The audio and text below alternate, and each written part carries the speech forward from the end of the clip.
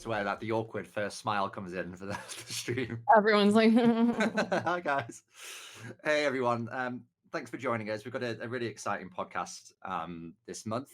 It's a topic you guys have been asking for pretty heavily now for the last couple of cycles. So to give you a little bit of information on what the podcast is, the Reactor is something we do every 8 weeks, and we try and cover an important topic in gaming, whether that's how to market your channel, how to reach out to sponsors. And today we're going to be covering mental health in gaming, which is very much outside of my wheelhouse, but luckily we've got 3 extremely knowledgeable people here with us to kind of guide us through the journey.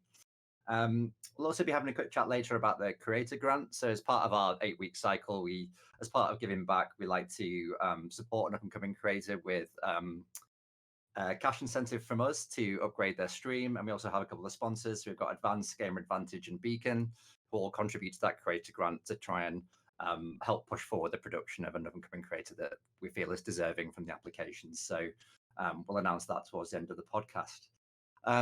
So my name's Matt. I head up the team at GETREKT. I say I'm very much more on the marketing and design side. So really excited to hear what our guests have got to say today. So we've got Snaps, who we've known for a long time, but kind of intermittently with everything that's happened with COVID.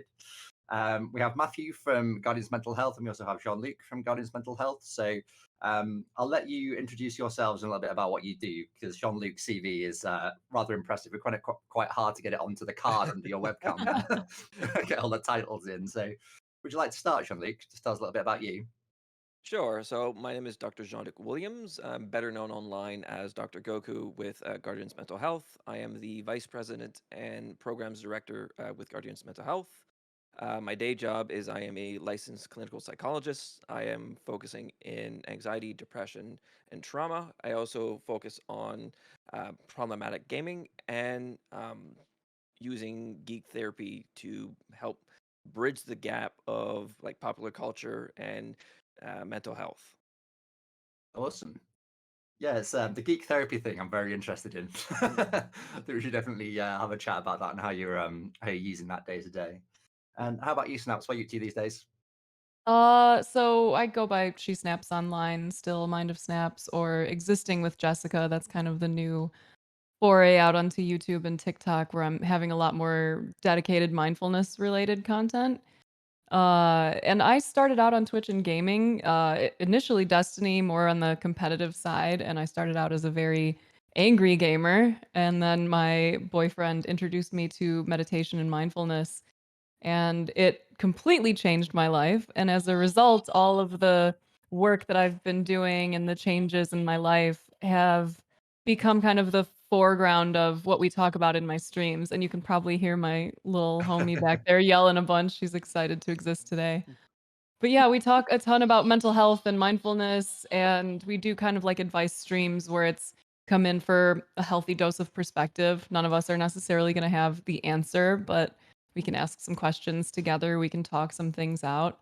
And I'm pumped because I'm actually enrolled in a comprehensive program that begins in February to become a certified mindfulness meditation teacher through Jack Cornfield and Tara Brock. And I'm like super stoked about that because the structure to like the thing that changed my life, I think can be really powerful. I'm excited to share more of that with people. Yeah, awesome. And I think your obviously insight as a content creator as well is going to be really valuable today, because obviously a lot of the guys here in chat will be content creators, and I'm sure a lot have had a hard time through COVID, and obviously it's been a very turbulent time with people kind of not being able to work, then moving more into content creation and trying to balance that. So yeah, it'd be really interesting to hear your thoughts on all that stuff. And how about you, Matthew? Oh, I'm a guy. No, I You're am. more than a guy. The guy. The Thank one and only Matthew. No, my name is Matt. I'm a licensed clinical social worker. I work with Guardians Mental Health as one of the directors, particular director of advocacy, which I like to make fun and say I just make a lot of phone calls. The full time, I do clinical case management and care work and care coordination for various health insurance companies. The way that I describe it is I work for the dark side, but if the dark side had a soft spot, that's where I work. So that is what I do during the day. By night, I'm still the same person, but just do a lot within the Guardians Mental Health world, within our Discord server, and just setting up a lot of cool activities and events to close out the year. I know off stream we were just talking about conventions and stuff, so hopefully we get to see everybody back towards the end of the year. Yeah, awesome. It might be actually worth doing a quick introduction on Guardians Mental Health as well, because obviously you guys are both from that organization. So for people that don't know you, would you like to tell them a little bit about you? Sure, Doc, I'm going to throw that one to you. In case someone Revealed a cat multiple snorkel times. going on. Oh, So, yeah. Guardians Mental Health is a 501c3 nonprofit. So we started off as just a small group of people wanting to raise money for other mental health organizations that do good in the gaming space. And then we decided that we wanted to kind of do our own thing because we thought we had something to bring. So we started our own 501c3, which is a thing in it itself, and we've been growing ever since. And some of the biggest things that we offer are our free mental health kits that we are still working on that backlog. And we have our RTS bot that people can use online, on Twitch, or on Discord that give you 24/7 on-demand mental health resource bot that is all validated, evidence-based, empirical resources that is vetted by me and the rest of the clinical team here at Guardians. Awesome. Yeah, I know we kind of all come from a very similar community originally, don't we, in terms of Yeah. the Destiny side. So it's great to see you guys have progressed so far from that. So yeah, excited to hear more. Just a quick one for chat. If you wanted to ask any questions to our panel, you can use command !chat question rather. I was going to say chat there. So we'll be picking up with questions with you guys just towards the end of the podcast, about 15 minutes towards the end, so in about half an hour's time. So we do have some topics to cover. So our very kind panel here have pulled together a bit of an agenda for us to kind of go over some key topics. And the first one is use of video games as coping skills and healthy gaming versus unhealthy gaming. So I don't know which one of you wants to take the lead on this one. Any volunteers? I would I love to will. just share Oh, the perspective that I have on it, and then let you gentlemen take it the science, based route. Sounds great. Because for sure. me, when I first started gaming, I have to acknowledge that it was very unhealthy. It was absolutely me avoiding processing the fact that I was miserable, finding something that allowed me to not really have to experience that, and then just going full send. And when I was introduced to mindfulness and I started to pay attention to the habits that I had, I began to recognize multiple instances throughout my day where I was kind of faced with a choice, which was, do I want to use this thing to enhance my life? Like, I'm feeling good and I'm super excited to go and play video games with my friends. Or am I using this to escape my life? So for me, that's kind of been my very clear line. If I recognize that I'm about to do anything, and I really mean that, anything, and some days I'm better at this practice than others, of course, but like whatever it is I'm about to do, eat, watch TV, play video games, if I'm using it to escape my life, then I stop and I meditate and I process. If I'm using it to enhance my life, then it's full send, let's go have some fun. So just that simple distinction has helped me a great deal, and I think y'all have a fun set of words to go with too. So when I saw the notes, I was like, "Oh, good. I'm excited." So the one thing I wrote, and this is like a slight shameless plug, and I apologize, but I wrote an article on the Guardians Mental Health website, sort of about this harmonious versus unharmonious sort of attachment and connection to gaming, right? And really, what that is, and I'm kind of like looking at my screen for notes because I have a cat who's like, let me just annoy you right now. Um, it's this aspect of, if we're in harmony with the thing that brings us enjoyment. So, for example, it doesn't necessarily have to be video games, but we can talk about it from, any sort of hobby or personal aspect of enjoyment. But for here, if I'm playing video games for very similar to what you said, Snaps, to just have fun, just to engage with other people, to enjoy it, to communicate, to socialize. In a sense, there is harmony within that. There is this sense of I'm not ignoring anything. I'm not trying to actively avoid, and it could just be as simple as self-care. So that aspect of making sure that your space is clean, making sure that your home is taken care of, and making sure that work is taken care of. Um, I talk about this a lot with parents for a lot of times too, because that topic of, is this healthy gaming? All my son or all my daughter or my child does is play video games. And from a parent point of view, sometimes that can be because that's what they see. They may be missing the other aspects of their life that they're taking care of, or sometimes it really is sort of problematic. Um, the way that I explain it to parents, in a sense, how are grades? Are they taking care of themselves? For younger kids, like, are we okay with showering? Are all the ADLs being taken care of? We put on deodorant, like little things like that. And if everybody's saying, yeah, no, A, B student, things are going well, then the gaming is okay, right? Obviously, we have to look at certain things. Um, I'll even bring it to adults. How late are we playing? Right? On a Monday night, are we gaming till 4 o'clock in the morning and we now can't wake up for work, or we can't wake up and do the things that we need to do? That's when we kind of enter that realm of possible problematic gaming, right? Because we're using it to avoid instead of enhance our lives. When we're not in harmony with the gaming, that's kind of when that happens. That's when it becomes a chore to play. Now, I saw this with friends of mine, and I've seen this just in general in a clinical sense too, especially with like MMOs like Destiny. In particular, the one that comes to mind always is World of Warcraft, because it became a point where, oh, I'm enjoying this. I love this game. It's great. To, I hate this game. This game brings me nothing but anxiety and stress, but I'm so committed because of the clan that I'm in, and because of the guild that I'm in, that I need to do these things. And we start to become angry and almost resentful towards the game that we're still playing.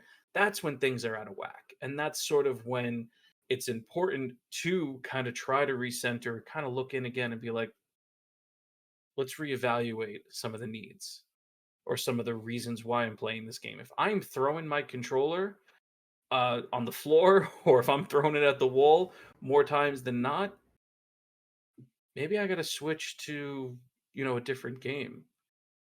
Maybe I have to play something else for a little while, or maybe I have to take a step back and kind of realize, like, where's the anger sort of really coming from?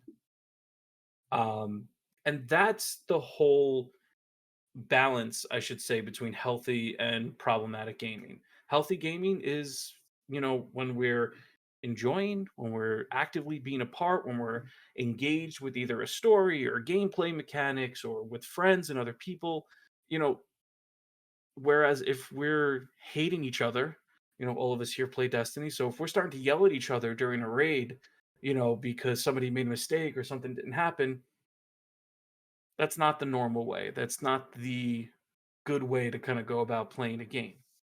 And we see it a lot in lobbies or in looking for groups. If you don't have um if you don't have 1K voices, or if you don't have a light level of at least 1590, don't bother joining. Where it's like, yeah, but the raid can be done at 1560. Like, let's reevaluate some of our needs in a sense. I used to keep an extra controller at my desk that I could smash on the desk so I would stop breaking my own stuff. Oh, God. I kept my original PlayStation controller because I had scuffs, and I was like, "I can't break these. These are too expensive, and it's a sponsor." Yeah. So I would keep the OG PS4 controller there, and I would just be like, "Give me a second." And I would just smash that a few times and then come back and be like, "Okay." Pretend I won't be tilted. Before Guardians, I was raiding with a group, and I was very angry, was very upset through the controller. It took, my wife came, and it was like, very, for those, Doc knows my wife, so she literally came over to me and said, "The hell are you doing?" And I was like, "Oh, you're absolutely right. What the hell am I doing?" This is not something I should be breaking a $60 controller over. So it takes moments at times to like realize, like, oh yeah, no, this is not healthy, Mhm. you know? And it's good to have that other person, whether it's somebody, you're related with that can tell you, somebody within clans or groups or uh, other coworkers or just people around you that can say like, may want to take a look at this. That stream last night was a little rough. There were moments there where like you were really angry, not like playing around. Like it was, you know, the controller really did go on the floor and shatter. Like something went wrong there. Yeah, I think a big problem as well, like you say, it's not really just contained to the game anymore either. I think inevitably when you Mm-mm. finish playing a game, you're probably going to jump on social media straight after that. You're either posting your clips, like you want to kind of talk about the game, like post your opinions and all that kind of stuff. From your Yeah. side, Snaps, obviously, like you're as a content creator, you're extremely active on social media and have been for a long time. Did you ever find that you had problems with that balance in terms of? Yes. Just love to hear your perspective on that because For I a think second there, I was like, "Uh-oh, am I allowed to swear here? Because all that's coming up is a lot of expletives." yeah, I'd love to hear your perspective on that because I think we've probably all been in a situation there where we probably got a little bit too excited or opinionated, and it's not just a conversation with friends anymore. It's a very public conversation. I think for young people as well who've probably taken to social media a lot more during COVID as well, not being able to get out and see people. Yeah, it's been Yeah. very interesting to hear your perspective on that and how you got around those moments. For me, it comes back to like mindfulness to start recognizing things. And just to clarify for anyone who is listening and doesn't know what mindfulness is, if we're just going to kind of give like a quick summary, it's noticing things without judgment. So to be able to see what's happening without blaming yourself for it, without getting too tangled up in why it's happening or what it means about you or anything like that, to just see it and kind of ask, do I want to keep this going or not? Is there maybe some room to change here? So when I got introduced to mindfulness, it started to become apparent that I was spending a lot of my days like crumpled up like a gremlin on my couch, just having these Twitter arguments with people who had no intention of opening their minds to the things that I was trying to say. And the way that I was saying it was unlikely to help them keep their minds open because I'm certain that I was triggering defensive mechanisms and they have essentially no choice at that point. They're just going to pop off in response. And it was really helpful that my boyfriend's a very calm person. So instead of him coming up and being like, "What the hell was that?" He would just kind of look and then be like, "Okay," and then continue on. And I would be like, "You're not reacting to this? You don't want to get in on this? You're not also upset that like this person said this thing?"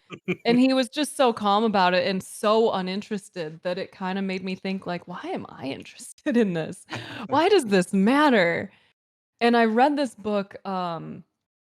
great Alan Alda book on communication that was "If I Understood You, Would I Have This Look on My Face?" That's an incredible title for a book. And one of the lines of that book that stood out to me the most is, "You're not really listening unless you're willing to be changed by the other person." So I started to recognize that I was just popping onto Twitter. I was going on all these different social media platforms. I was running my streams in this way if someone would come in any way antagonistic without any interest in really hearing them, or without the open-minded awareness that like I really could be wrong. Probably am not in some of these cases, but I could be. I could be missing something. Who knows? If I don't like actually listen to understand instead of listen to speak, it's very likely that I'm going to keep myself in these really frustrating cycles for a long time. So initially my social media habits were very unhealthy, and I've had people ask me why I don't delete my old tweets, because if you go through my Mind of Snap's Twitter account, I've had that since the day I started my stream. Like I started all of my social accounts on the same exact day. So you will see the difference from when I began and was very angry and was trying to point that anger at what I felt were righteous causes, but I was not bringing anything to the cause because all I was doing is pushing people further into their beliefs and continuing to, create echo chambers around my own. So the mindful awareness was the first step, starting to look and say like, I actually don't feel good after I'm on these platforms. I don't feel good after these interactions. I don't think this is serving anything. And then the choice was, what do I do instead? And like seeing it is definitely the first step, seeing it without that judgment. the actual work of changing the behaviors took a great deal of time and effort and conscious attention of like putting on screen timers that show up on my phone after 15 minutes, putting all of my social media apps into a folder on my phone that just says why. So every time I go to open that, I'm like, why am I going on here? Do I have a purpose? Because if I have a purpose as a content creator, cool, go do your thing. Am I going on here because I know that it's incredibly numbing and that I want to go and like read through Reddit, am I the asshole for an hour so I can solve other people's problems instead of my own? Like, really, why? Why am I on here? And I found that that was very useful in helping me to limit the amount of time that I spent on, limit the amount of angry or kind of bitter types of things that I would put out there, and limit my own interactions or reactions to those things. I wasn't finding myself as like twisted up at the end of spending 10 minutes on social media. And it was so much easier to not respond to people, to just block or mute or just step away, like to see the bad faith questions and just say, I don't need to do this. No one is entitled to any of my time, even if I am a, content creator. If you come at me with a cruel question, depending on the energy I have for that day, I may respond to you kindly, or I might just ignore it and wait for you to come back with some kindness so we can actually have a conversation. So that like awareness, I think, was the very first step to start changing the behaviors I had around it. And it's still a challenge. There are still days, I've been streaming 7 years now. I've been introduced to mindfulness and mindful practices, I think, for 4 now. And there are still days sometimes where I have to tell my boyfriend at the beginning of the day, if you see me scrolling, take my phone. Please. Like, I can feel my lack of willpower today. I can feel that if I get caught up in the wrong thread, I'm gone. The rest of my night is gone and I'm going to be upset with myself later. And then I'm going to have to work through that before I can do the next thing. So sometimes I've got to enlist some additional support, but it's all like you got to see it first and you've got to see it with kindness or else no change is coming. You're just going to avoid your own shit again. And how are you responding? You say you sometimes you respond to some posts or some attack that might come your way or a post that comes your way with kindness.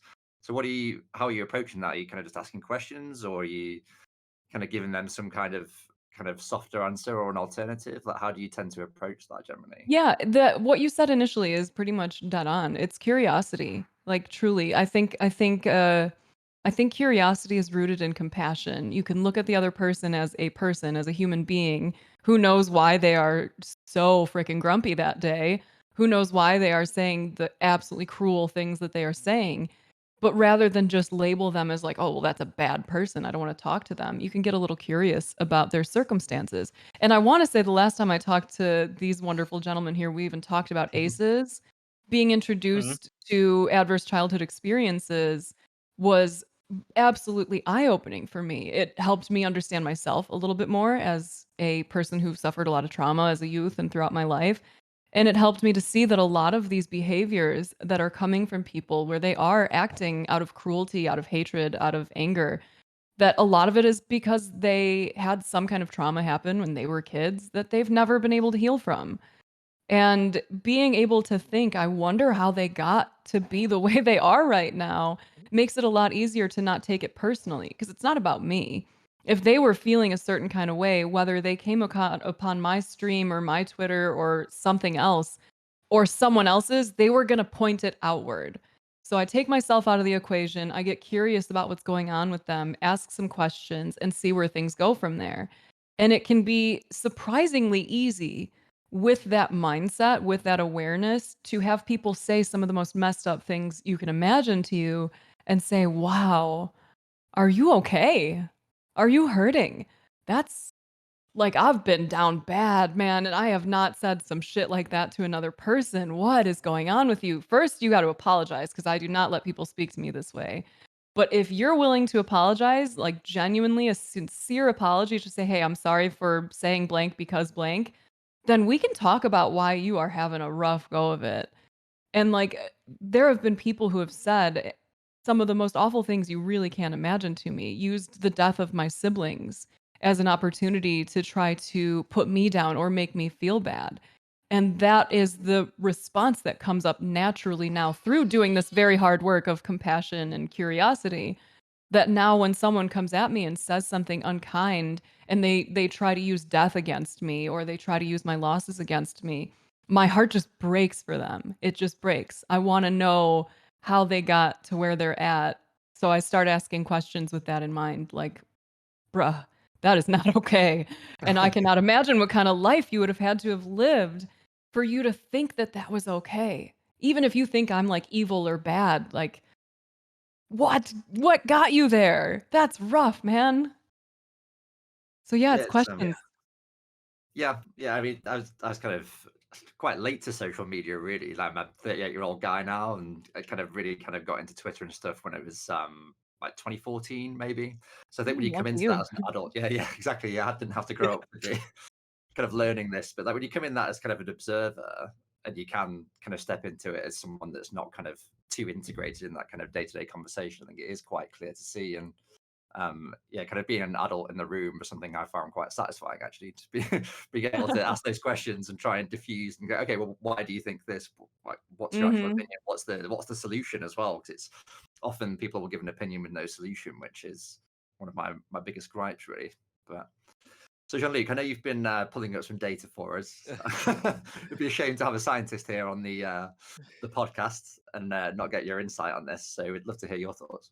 Sure. So what you all were mentioning is very true because oftentimes, if we're not in a mental headspace ourselves that we're able to recognize what the other person is saying, even though it's directed at us, it's not directed specifically at us, they're just emotionally venting, we can get really sucked into that negative feedback loop. And there's a concept called the backfire effect, meaning the more you try to convince someone that they're wrong, the more they will anchor into their point and believe they're right. And essentially, the point becomes moot.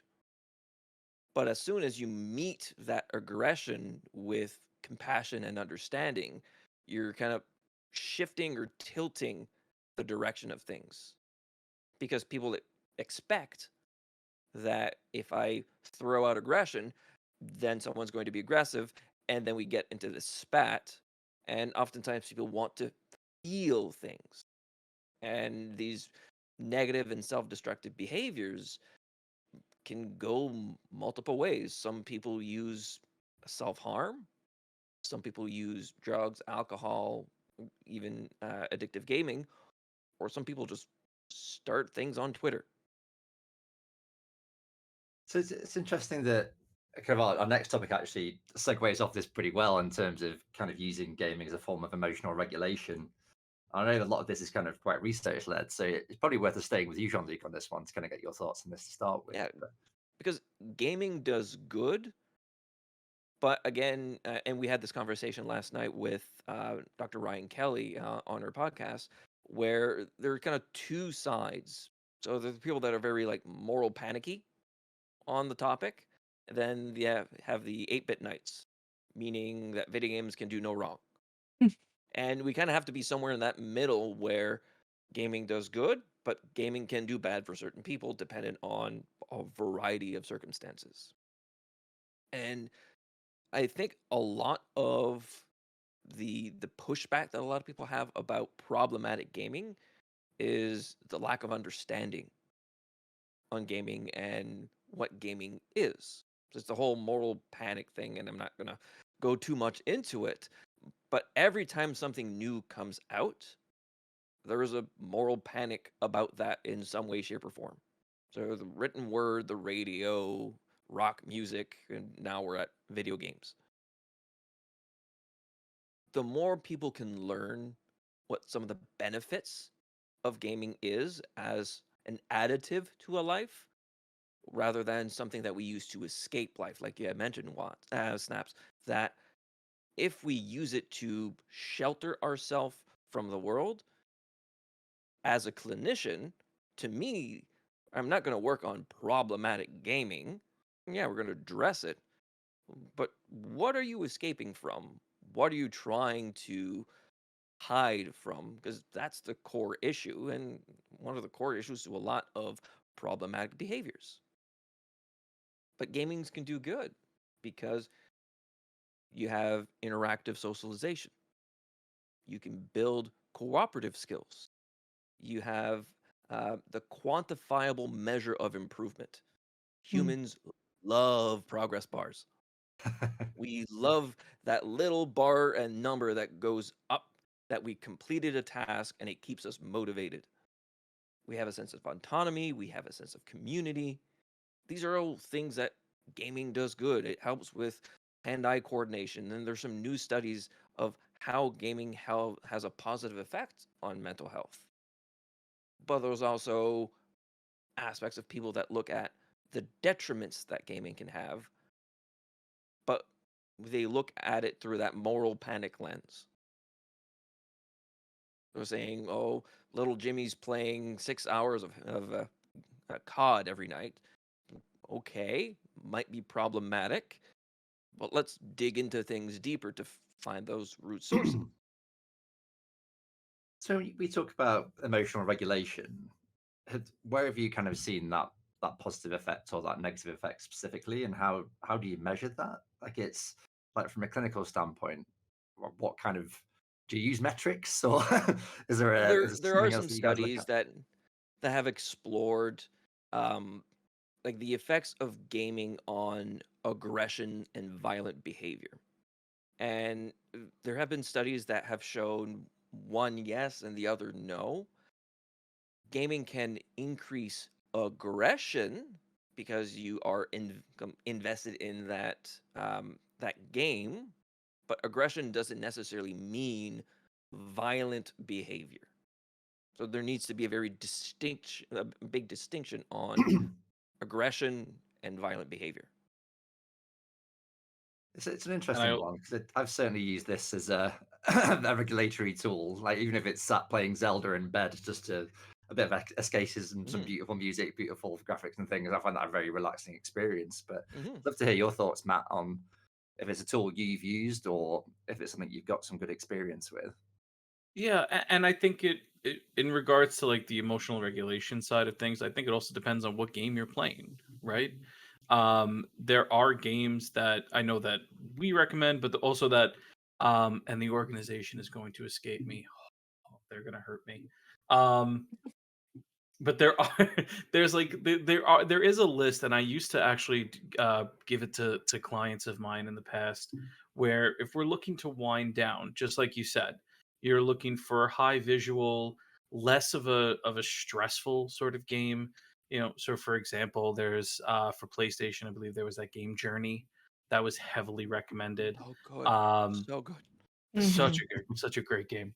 But then you also look at um, almost like comfort games like Animal Crossing, aspects of Stardew Valley, um, almost anything on Nintendo. No, but a lot a lot of games like that, you utilize it to kind of unwind, help with processing of the day. Right, it's not escaping what happened during the day, but we're going to use this as the tool to kind of just come down from everything, right? I have 100% personally had those days where work was awful. I've stared at that screen behind me for over 8 hours and I'm just done. And I need something. And for I know for me recently it's been Fall Guys, believe it or not. That I'm just able to curl up on the couch, take my Switch, and just kind of decompress with it, right? And people may be questioning, like, Fall Guys, really, to decompress? I don't know. It's cute. It's funny. The music is good. I Um, love that for you. Love that for you, homie. so it's little things like that. I think on a personal level, I don't know if I would jump into a super competitive sort of game. I don't think I would jump into Destiny PvP if I'm looking to unwind, because there is no unwinding when it comes to Destiny It's Oh, PvP. funny because because it's that's me. That's like if I wanna, like, kinda zone Right. out and just vibe a little bit, I'm like, "Let me just go into PvP." I know my, like, thumbs will do all the work for me, I'll just chill. Yeah, and it's the difference Mhm. of play style. It's different of what we're um what we enjoy. Um on the flip side of that, I'll hop into a random strike in Destiny, blast I've been listening to a lot of um, I've been listening to a lot of Dance Gavin Dance, so I'll blast heavy metal and do a couple of strikes, and that is my sort of relaxation. So it depends on the mood, it depends on the game, it depends on what's been, going on, that to help bring it down. And again, it's all about understanding, like, what is the purpose of me doing this? Am I avoiding, um for those in relationships, am I avoiding like having a conversation with my partner? And so I'm just gonna hide in this room here and kind of avoid everything? Or is everything good? I'm just doing this to decompress. I love that aspect of why. And Mhm. I might steal that snaps. I may make a folder for that Yeah. because It's I know I yours. have that. Yeah, I know I heavily have that issue with TikTok, unfortunately. Um Mm. And there's been a so, big study that just oh, recently came out on that. So Oxford University came out with a study last week, and it's Amazing. one of the biggest studies done on gaming. It had nearly 40,000 participants. And as a scientist, like, ooh, the, the statistical power of that should be huge. But essentially, it was looking over 6 weeks as to like gaming behaviors and everything. And the conclusions that were taken from that study was that gaming does not appear to be harmful for people's mental health unless people can't stop. So it's not the right. quantity of the gaming, but the quality of that gaming that counted. It's if you feel that you had to play the game, and I'll circle back into Destiny with this, that is where you felt worse. Mm. So that fear of missing out. So I know right now we're in Solstice, and there has been that change on leveling system within Solstice of people wanting to grind for their armor. So feeling that you have to grind, feeling that you have to do all of these things, even though you don't want to play Gambit or you don't want to do some lost sectors, makes you feel worse for playing, then increases negative emotions and negative behaviors and frustrations and everything. Highlighted something for me actually that I'd never really thought about, because in a lot of competitive communities you do get toxicity, and I think a lot of people just kind of look at those communities on the surface and don't really think about what's going on underneath. But the reality is, if you're doing anything competitive, whether it's sport or gaming, if you really care about it, inevitably you're going to have a pretty significant emotional response there in terms of the amount of adrenaline you've got going, and obviously like, you're going to be pretty amped up when you're doing those kind of things if you care about them. And I think that's probably an important lesson, really. It's not really the specific game, it's just the type of activity that probably instills a lot of that within you. And then how you vent that is probably where the problems come, I guess. And there has Yeah. been this big movement, certainly in esports, for the mental health of the players and people not necessarily understanding it, saying, oh, esports not a real sport. Yes, it is. And two, they're not real athletes. Yes, they are. Because people don't necessarily understand the impact and how challenging being an esports player is, because they kind of live, breathe, and play games, essentially, playing 8 to 12 hours per day. And the stress of it all make it that they just burn out so quickly, because the average age of retirement for an esports player is 25 years old. Yeah, it's Which, pretty terrifying. If I and mean, when if you that's think your of, career path, it's yeah, when you think like professional hockey player, basketball player, any other sport, they're in mid to high 30s, even some in their 40s. And these high level esports players have what, 5 to 7 years of like peak performance Mm. before they inherently kind of get confronted with these challenges. And that's why having mental health professionals on these teams is beneficial for a lot of them. And many players have backed out from tournaments because they weren't mentally in the right space to compete. It doesn't help that, like, so many of these events are promoting such unhealthy lifestyles. There's so much commentary about like, oh, a big game release is coming out. So I've stocked up my fridge. And then you see a picture of the fridge and it's just like poison on top of poison. Mm-hmm. And that's what is being promoted to like young people who are seeing these esports legends crushing it is like, oh, if I want to be like you, I got to be a Mountain Dew and Doritos kind of guy. And like, that is not going to help you to feel your best. That is not going to help you to be a competitive gamer long term. That is probably going to be more of a distraction than anything because you're going to be wondering why your stomach hurts and why you're crashing 30 minutes after you ingested that stuff. Mhm. But that's like, it's a constant thing of like, team no sleep, you got to grind, don't go outside, ha ha ha, the graphics are terrible. Like, we got to stop letting people get these jokes out there Mhm. because it's really harmful. It's really harmful for some of these bigger names or larger broadcasters or gamers to be like, yeah, I sold everything. I didn't even have a bed all so I could game. Or yeah, I don't go outside. I just game. I don't eat nourishing meals. I eat whatever's around and get lots of fast food. Like this And it's part is of toxic work culture as well. yeah, yeah, Eh, 100%. I had a client that worked in a big accounting firm.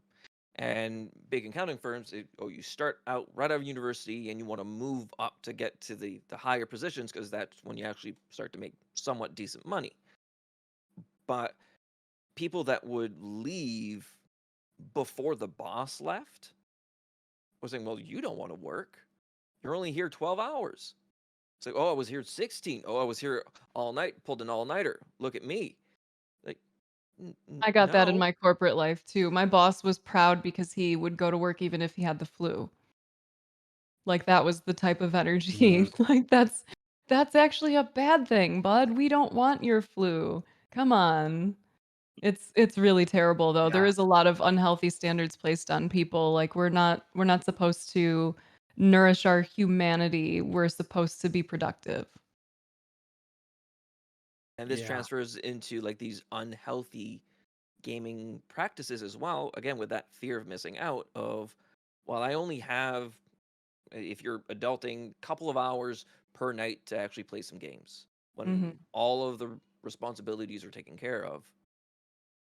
Well, I'm going to like burn that midnight oil to get everything done again because solstice is what, like 2 or 3 weeks, and I have to do everything to make sure I have all of this armor that you're never going to wear again. And I, I And I think. Apologies, Doc. I'm sorry. yeah, I was just going to say, and then you ask the question, why? Yeah.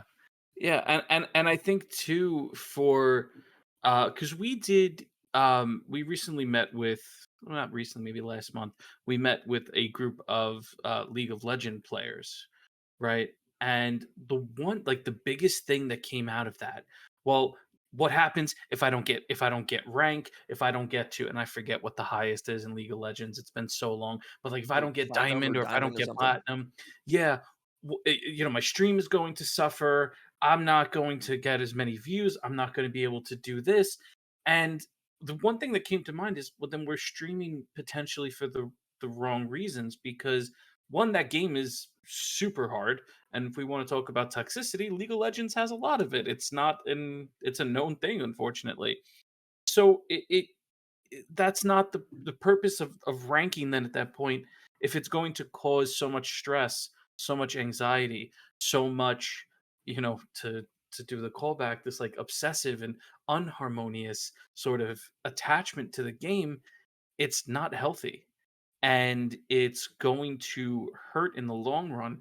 And with our group of ambassadors as well too, through Guardians, like we've seen it and we've had that conversation of like, why am I doing this? And it's always, well, it's okay to take the step back, it's okay to look and see kind of what you want to do.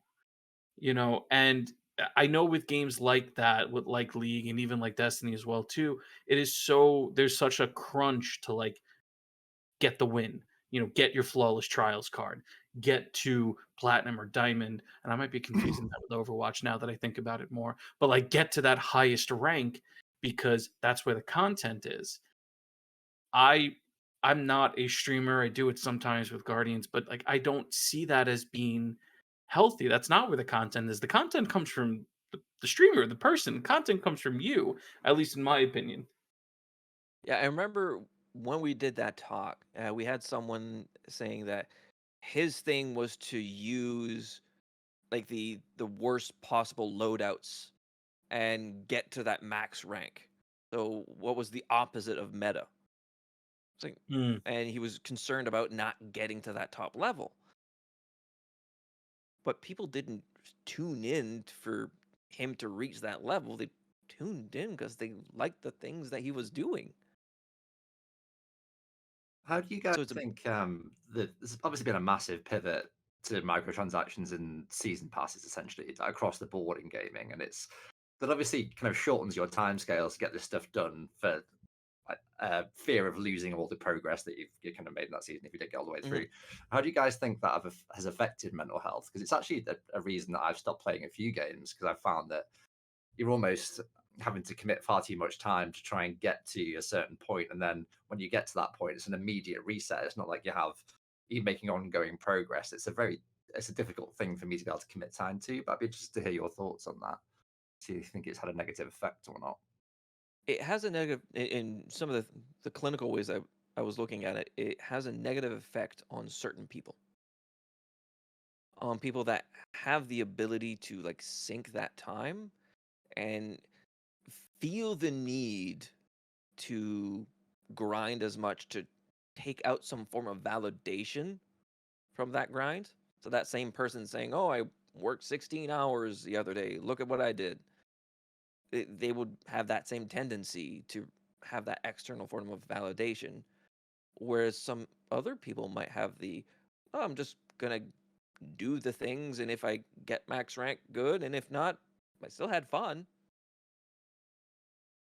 So Yeah, it I think it's like, what does it depends. mean to you? What does reaching whatever goal it is mean to you? If you recognize through awareness, through mindful awareness, that you have a very severe attachment to completing all of these things, you can ask yourself why. Is it because it means something to me because I think that it's going to impact my stream, or because I feel like it helps set me apart in some way, or who knows what your reason is? You may be able to see that and say, like, kind of see through it. Like, oh, I have this unhealthy attachment to completing all of this stuff because I feel like it helps me to prove that I'm the best at things. But really, I don't actually care about that. My community likes me because I'm a weirdo. They like me because I know a lot about the game, or they like me for whatever else. So it gives you an opportunity to kind of like check in. I know a lot of folks from the Destiny community that have seen the changes and are just like, yeah, I don't have the time. So I don't. I do when I can and I don't when I can't. And that, I think, like Dr. Goku's saying, like it just depends on what kind of person you are. Can you look at it and say like ultimately this isn't a huge deal, or is it something that maybe it's time for some reflection on why you have such a strong emotional reaction to being unable to complete something in a game. And like as a content creator who started out in the Destiny directory as a gamer, I get the way that your gaming gets tied to your identity and your brand and all of that. So it can be hard to have someone say like it is just a game when the game is the foundational thing for your career. But if you got into this career because you wanted to play games, remember that. Remember that you got into it for the fun of it, for the joy of being someone who gets to create content around something as awesome as video games. Bring yourself back using that kind of information. Because if you got into it for the love of the game, you being so like caught up in attachment to doing everything right is getting in the way of your enjoyment of the thing you started for. Take it back a few steps, check in, take some deep breaths, and then do what feels right based on what your values are, what your actual goals are. We've had actually a couple of questions through from JJ and Chris, who are good friends of ours, and they're relatively similar in that it's kind of how do you get balance as a content creator when you're kind of working full time as well, and you're trying to it's essentially your side hustle. So JJ's asked, how do you build mindfulness into your day? Like, is it kind of some kind of active planning process there? Is it kind of a habit for you now? And then Chris was asking, yeah, just kind of about general balance, really. Works 40, 50 hours a week. Sometimes he's missing meals to try and get this content done, to try and fit the hours in. Have you kind of been through that process yourself? Because I imagine when you kind of first started to explode and you started to see that Yeah. fast growth, you must have felt that at some stage, I imagine. Yeah, when I first started out in streaming, those who remember me from like the OG Destiny days, they called me the Iron Streamer because I was on when people got up in the morning and I was on when they went to sleep at night. If I was eating meals, it was in front of my computer. If I was doing anything, it was right there. Like I barely left. I was doing 24-hour streams often, which I super advocate against now, friends.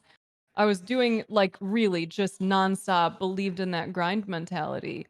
And it did result in those more numbers initially, but I would not do it again. I would rather do the slow, steady work of building an actual community than just trying to hit numbers, because that is exhausting and I burnt out repeatedly over and over again. So like the question of like how do you build mindfulness in and how do you achieve this balance? They're kind of associated. They go together really well.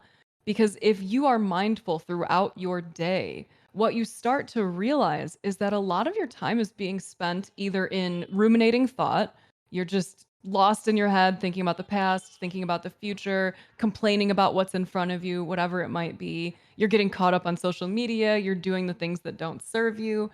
So it as you start to become more mindful, as you start to build in some like check-ins throughout your day where you stop and you take a few deep breaths and you say, what is my body doing?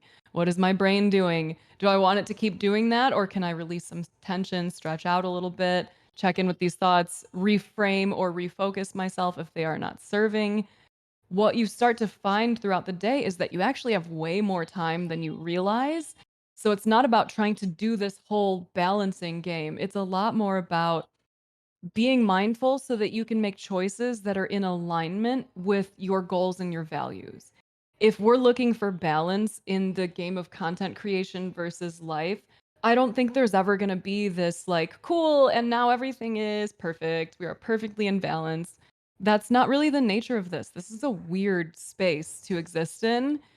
So if you focus on alignment over balance, am I doing the things that allow me to operate this vessel, this human creature that I reside in? Am I doing the things that allows this thing to work properly? Am I making sure that all of my basic needs are met? Because if so, then I know when I sit down to create content or to do the editing or to do whatever work, I'm bringing my actual like full faculties to this. I have energy, I have mental focus, I'm not distracted by all of those that buildup of that mental clutter or physical clutter too. You know, keeping your home space like Matt was talking about, that's important to this, right? We're trying to help lessen the load on our minds, on our bodies, on our lives. So, if you first get to the understanding of what mindfulness is, awareness without judgment gives you the opportunity to choose. Mindfulness then can become a part of your day from the moment you wake up until the moment you go to sleep. It's just notice, notice, notice. Oh, I'm back on autopilot. What was I doing? Do I want to do it anymore? No? Okay. No judgment, no shame, no blame. Pivot. Let's go back to what we were doing. Let's refocus with something that's in alignment with us. So initially, it was a very hard thing because I was doing the same thing, trying to achieve balance. And I was harming myself through this effort to achieve balance. I was doing the same thing, skipping meals or eating in front of my computer still. Take your time, slow things down. You may feel that you do not have enough time, but when you start to actually take your time, you will likely notice that there's an abundance of it. It's just being mismanaged. And it's not your fault. Your brain has been doing what it's been doing for so long, but it is your problem. Do you want it to keep doing that? Or are you going to start taking some steps to make some changes? And again, no judgment, no beating yourself up. If you recognize that you have been the Mountain Dew and Doritos homie, this is not an opportunity for you to sit and spend the rest of your day like, oh man, I'm really throwing it all away because I don't take care of myself. That is, again, one of those ruminating thoughts that is taking time from you. It's not adding anything. Check those things, take those deep breaths, choose something that's in alignment and move. Trust yourself. We have so much within us and so much around us to make all kinds of crazy awesome stuff happen. And sorry for the use of the word crazy. I'm working on that in terms of language. Incredibly awesome stuff. Check in more. Give yourself a break. Y'all got this. because it's part of the curse of human, just our capacity of our consciousness. Humans can do incredible things, and our abilities for like rumination and foresight and planning for things in advance is part of why we've done so many great things. But it is also our curse, Mm-hmm. because mindfulness lies in this small little sliver of the here and now. So here we have the past and here we have the future. And we're always oscillating between these two, and we need to find that little sliver. And again, humans are animals, we're mammals. No other animal really has that capacity of thinking about their future or ruminating about their past. They're always thinking about what's next in the here and now. Mm-hmm. And it makes me think of a meme that I saw a while ago of this person sitting on a bench looking at a city with his dog and just looking at it and just thinking, oh, I have a trip tomorrow, I have to pack this and all of the things that he has to do while he's looking at this picturesque view. And then you see the thought bubble for his dog, and it's just a copy paste of that exact scene. Mm-hmm. And we can learn a lot from our animals, or dogs, cats, because they just exist. Mm-hmm. They are in that moment, and they don't judge anything that they do. It's interesting to describe that space between the oscillation as this like little narrow space, because what's very fascinating is that as soon as you point your awareness, your attention to it, it becomes so expansive. You start to recognize the reality of what you're dealing with here and how incredibly beautiful and profound, how genuinely like if you are really looking, everything around you, everything in you is a miracle. So that notion of it being this little sliver, if you're playing one of those games where you have to like hit the space bar at the exact right time or whatever to like stop it, it is sort of like that. But over time, your timing gets much better, and you start to recognize that every time you're able to orient yourself towards that little sliver, everything expands, including you, including you. Like you have this expansive quality to you that is so beautiful to experience as you move throughout your day, to not feel like you're just this small constricted human under the weight of all of these roles you occupy. You get to kind of rejoin the world again, and it's a really beautiful thing. So I mean, obviously we've covered a lot today, but I think the biggest question I always have with this stuff personally is like, where do you start with this? Like, how do we even kind of take that first step towards mindfulness? What resources would you go to first? Do you guys have any recommendations there? Because it's kind of a lot of information to take in, and I It think is. having that kind of first step laid out for you really helps kind of get on the path. I'm The interested in first any resources from you guys for sure. Mm. the first step is, well, it's super scary. It's that idea of, do I want to do this? Do I want to change? There's a motivation, and there's a lot of factors that go in it. So once that first step is thought, taken, there's this idea of, okay, what do I do? How? Um, as the clinical social worker, I'm going to say, seek out support with it, right?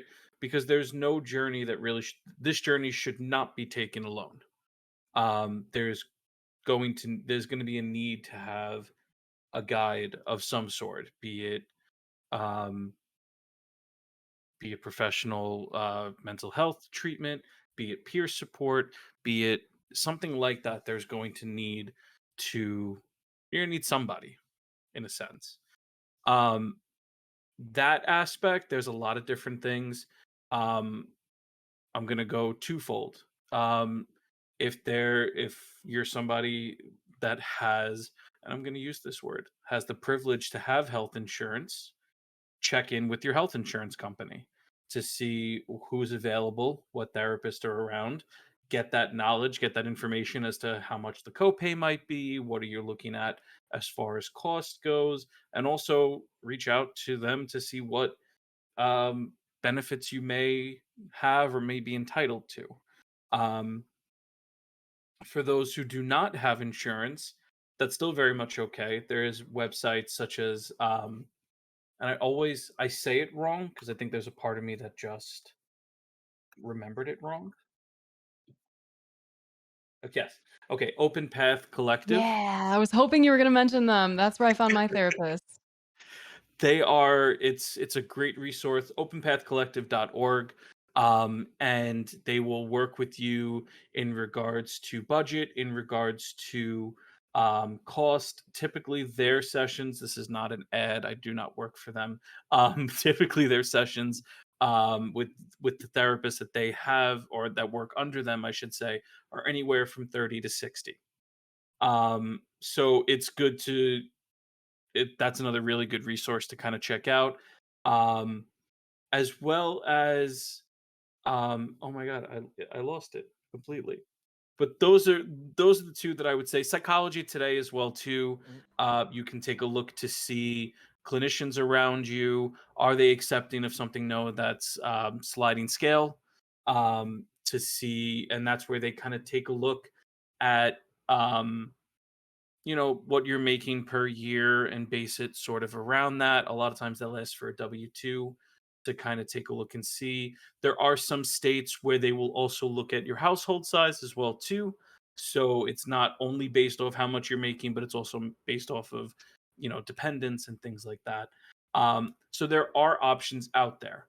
And I know that's always the hardest step sometimes, but there are resources. And always look at community mental health centers that might be in your area as well too, as again, they cannot turn you away based on cost. They have to work with you. um, so that's always something that we kind of advocate and recommend.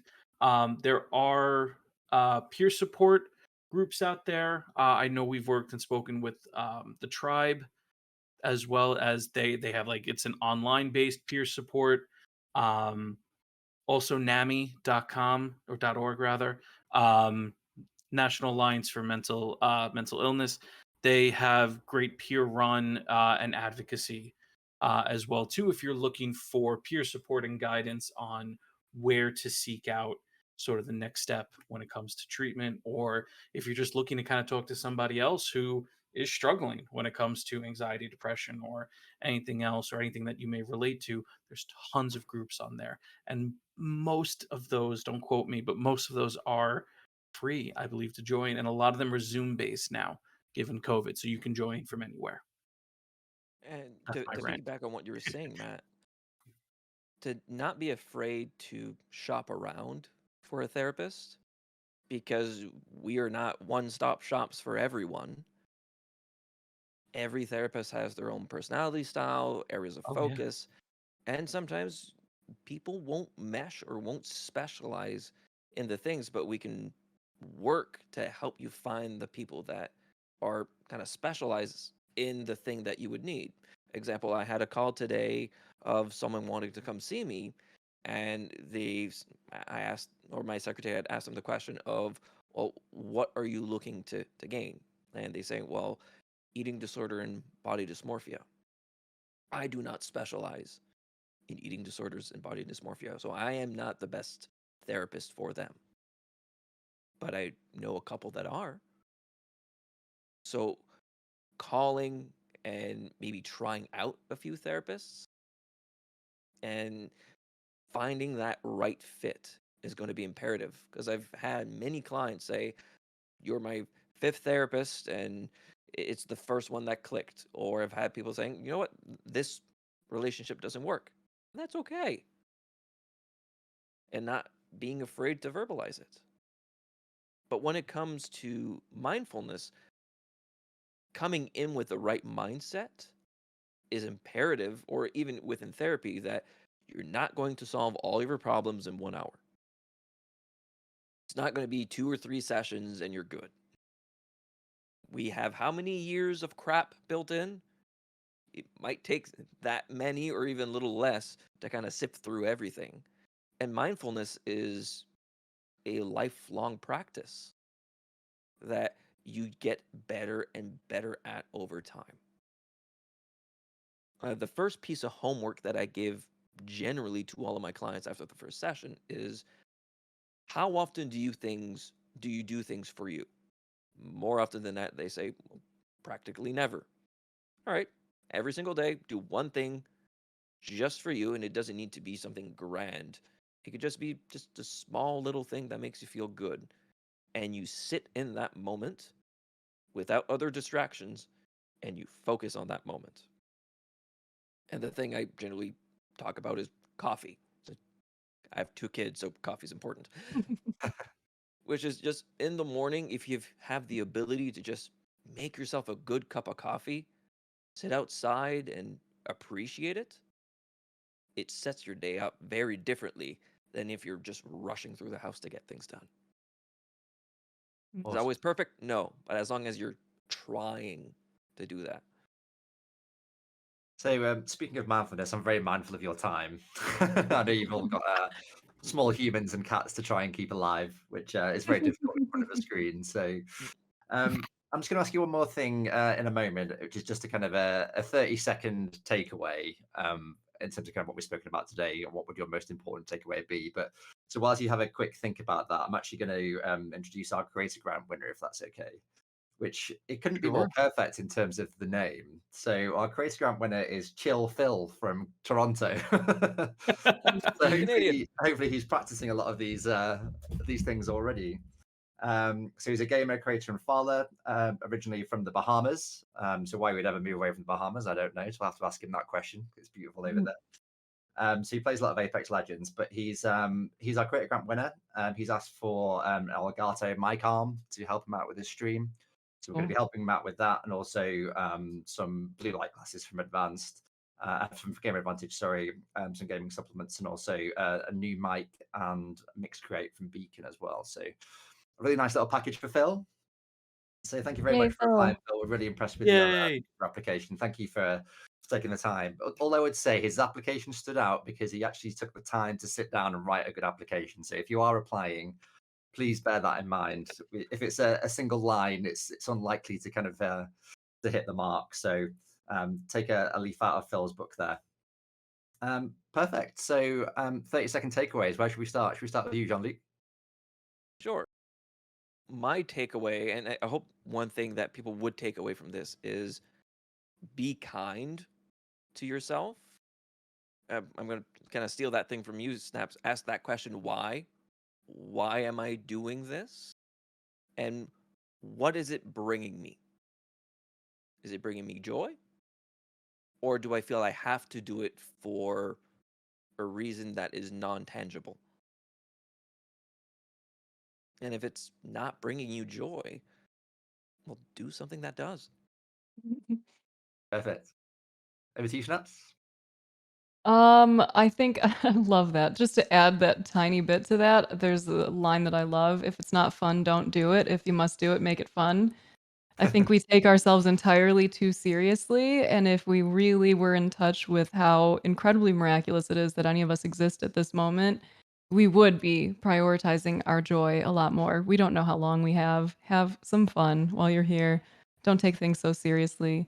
But like the biggest thing that I really wanted to share, and I think we talked about this before today's call, is our self-care acronym. I think the Guardians mental health guys know. We in my community like to check in with ourselves and each other using shades. So if you want to remember this super, super cheesy line, your future is so bright that you got to wear shades. And shade stands for sleep, hydration, air, which means go outside, get some fresh air, diet, not dieting, diet. This is again mindful exploration of all of these things. What you're doing, is it serving you or not? Exercise is the next one in shades. And then the final S is stillness. And that's where things like meditation, that's where things like practicing gratitude, journaling, therapy, even all of those things fit in. So for us, we're kind of shooting for roughly 80-20 in all of those areas, doing our best to make 80% of our choices in favor of having healthy sleep habits, making sure we've got water, making sure we're getting out of the house, that we're eating things that actually nourish us, that we're moving our bodies, getting some physical activity in, and that we're sitting still and paying attention non-judgmentally. The remaining 20% of the time is when you do have those like, I'm going to do an all-nighter, I'm going to eat a pizza to myself because I want to. Like the joyful enjoyment of, some of the extra pleasures of life and the things that don't necessarily align, but we deserve those, right? So I think having that helps me a lot on days when I'm feeling very low energy. I can just go through the list like, how did I do with sleep? How did I do with hydration? Can I drink some water right now? Do I need to make sure I go to bed early? Have I left my house in a while? Have I seen the sun or, the cloud coverage, depending on where you're at? What have I been eating lately? Is it likely just slowing me down? What have I been doing in terms of that physical activity? Have I done anything? Am I kind of starting to feel a little blobby right now? Because I don't like that feeling for myself when I'm just kind of like moving from space to space. And then, like that, I think almost one of the biggest ones in there is that stillness. We take in so much information throughout our days. And if we don't stop to look at it, we carry it with us into everything until we lay down and we put our heads on the pillow at night. And then our brains are just like, cool, we finally have space. Let's talk about all this stuff that you've collected for the last day or week or whatever. And we think that means there's something wrong with us, that we have racing thoughts. We just have thoughts we haven't addressed. So I think shades is like, if there's anything I can share with people to kind of get them started, it would be using shades mindfully to start checking yourself with compassion, with love. You deserve it. You deserve to feel good as you exist in this world. It's gonna be hard to follow that one, Matt. Yeah, no, I'm not looking. No, I'm joking. I'm going to steal something that Snaps has said already. It's this idea of be kind to yourself, remove the judgment, remove the negativity that we sometimes put on ourselves. This aspect of needing to be the absolute bit of perfection 24/7, because that's not true. We are human. We are allowed to and deserve the opportunity to take time to focus on us and to sit with ourselves without judgment. And that's what, and that's, I say that, I know I say that and maybe it sounds easy, and I know that it's not from a personal standpoint, but it is still worth it to try and to attempt that, because once you start to master that practice, you start to love yourself again, and that will just open so many more doors for you on a personal level, on a even on a professional level, and it just gives you that internal respect again. And I think that's something that I'm taking away that I need to do more of on a personal sense. But yeah, that's my takeaway. Awesome. Thank you so much. It's extremely enlightening. I mean, there's some things that I was going to do after this podcast that I'm definitely not going to do now based on this conversation. Like simple things like pouring a drink to like forget the day, that kind of thing, and you ask yourself why you're doing that. And it's been extremely insightful. So thank you so much for all of your time. Snap's extremely jealous of your new house and lighting situation there. I'm So, sorry I have access to the sun. yeah, we haven't seen Although it for it's a like while here. it's monsoon season. We actually are having a monsoon season this year, so this is like the most overcast. So it's actually like very cloudy outside, but the house is still bright as hell. But yeah, That's I'm great. sorry. I would send it to you if I could. Please, please. Yeah, I had a few days away last week, which kind of gave me a little bit of taste of sunshine, but then back to the UK and it's back to the Mm. grey times, but we get through. But yeah, thank you all so much for your time again. I know we kind of caught you at a weird time mid-afternoon, kind of in the middle of the work day and looking after kids and everything. So we do really appreciate it. I'm sure the community do as well. So yeah, thanks very much. So where can they find you all? Where can they find you, Jean-Luc? Personally on Twitter, I'm at SSJ5Goku28, but everyone can just reach us at GuardiansMH, pretty much everywhere. Mhm. And if you're interested in our mental health kits, you can take a look at them on our website, Amazing. Thank you. guardiansmh.org. Perfect. And how about you, Snaps? I know you've got a couple of new channels on the go, so Yeah, probably the best place to find me is just to find my streams. I'm on 5 days a week, Monday through Friday, from like basically this time when we started is when I would normally be trying to start streams now. So like 3 Eastern, usually on for around 5 hours or so. And that's the place where you can come and hang out and ask your questions about mindfulness, find all the access to all of my different social accounts. But yeah, it's She Snaps, twitch.tv/She Snaps, or you can find me at Mind of Snaps or Existing with Jessica. Just search those in places and you'll see Sky. Perfect. And how about you, Matt? Where can we find you? Guardiansmh.org. I don't use Keep I it don't use simple. my We'll give it simple. yeah, I don't use my personal Twitter at all. I don't even use my personal Twitch anymore at this point. No, guardiansmh.org for everything that we're doing. Stick around for the Twitter as well too to see what, convention will be and where we'll be next. Yeah, perfect. Well, Cool. hopefully we can see you guys at some conventions as well, and maybe do something live, maybe do some roundtable stuff, get some creators in, and see what we can do to Absolutely. kind of drive this forward. yeah. Yeah, we'll keep banging the drum, see if we can make some progress. So Yeah. cool. Thank you, guys. Well, I'll say goodbye and goodbye to everybody that's been watching. Thank you all for your time, and yeah, we'll see you in 8 weeks. Take care.